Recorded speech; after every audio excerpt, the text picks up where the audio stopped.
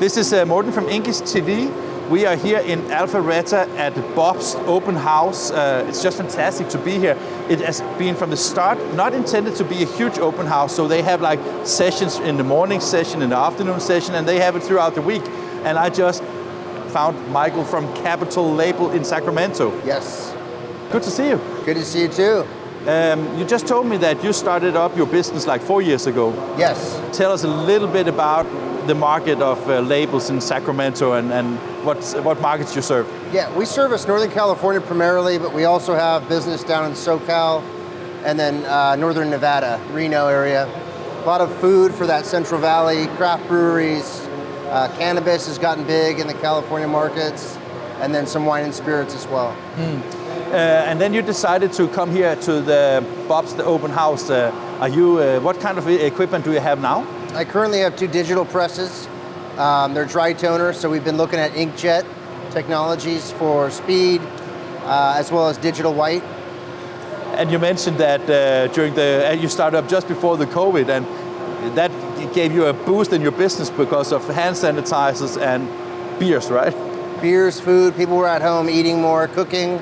So you got olive oils, sauces, craft beer, a lot more time at home. So definitely saw a temporary spike in label usage for some of those markets. And wasn't it difficult to get customers at that time? I mean, it's always kind of difficult to get customers, but we try to service our local market and go out and sell and reach people through the internet as well.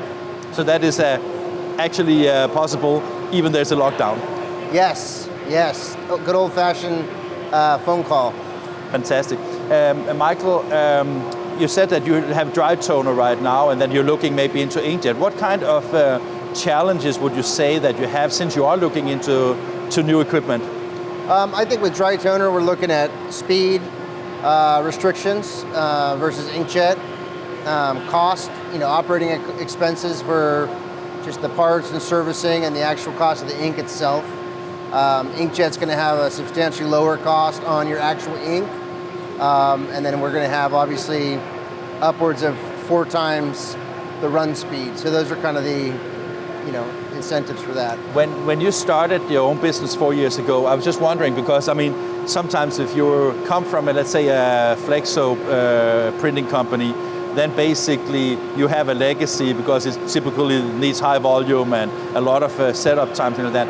When you had like started up as a digital, that gives you a lot of advantage because personalization, variable data, you live all digital, right? Yeah. So digital offers a lot of different markets to go after. Being in California, we have plenty of commerce, plenty of companies to target. There's definitely a big market, and we were able to find kind of a niche for what fit well to our press and go after that, and a lot of referral business as well from there.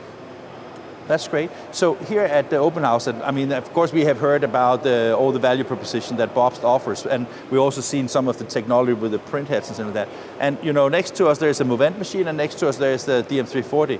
The DM340 I think is quite interesting because it's a hybrid machine where you have both digital and flexography, but it also requires a certain volume before you can really make a lot of money on it. So what are you looking for? For me right now, I'm trying to utilize my 2 presses, maximize it to a point where it would make sense to go with something like that. The attraction for me on the inline is going to be inline priming, the flexo unit before the engine. It's going to help with a variety of substrates. And cheaper wide if you need that as well, right? Right, and then inline die cutting as well. So when you are looking, I take that as a converter, you look not only at Bobst but also other solutions. What are the most important things when you evaluate the technology that you're interested in? What is the most important thing for you? Well, one thing that stood out to me with Bobst when I've done some samples here was the actual print quality. Seeing the actual label, I really liked the quality that the machine was putting down with the Fuji Samba heads. And from my experience in the past, I was familiar with Bobst through some embellishing we did in the folding carton world. So I know about their reputation and the name, and that's what kind of drew me to to this equipment. this. Yeah, but I was Yeah. just thinking that with, and it's not because I don't want you to buy Bobst, I'm not involved with Bobst in that matter, but I was just thinking that it must be, I mean, I was at Label Expo in Chicago, maybe you were there too. I was. And when you look at a show like Label Expo, there's so many vendors in the market right now, so I would imagine that from time to time it could be maybe a little bit difficult to should I go this direction or should I go this direction? What makes you appeal to go in this direction? Well, you're right. There's a lot of options out there. I'm doing my due diligence, as you mentioned, until we get scaled up to the size where we would need something of this caliber. Doing events like this.